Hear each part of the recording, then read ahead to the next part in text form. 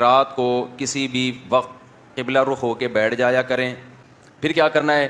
10 دفعہ درود شریف پڑھنا ہے نبی صلی اللہ علیہ وسلم کے احسانات کو سوچ کے. پھر 10 دفعہ استغفار پڑھنا ہے اپنے گناہوں کو یاد کر کے.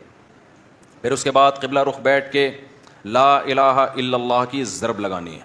لا الہ کرتے ہوئے کیا کرنا ہے؟ دائیں طرف سر کو لے کے جانا ہے.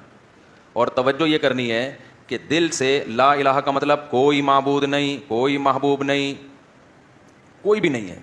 دل سے کیا کرنا ہے؟ سب کو نکال کے باہر الا اللہ. پھر واپس گردن کو لانا ہے اور دل پہ چوٹ مارنی ہے. کس کی؟ الا اللہ.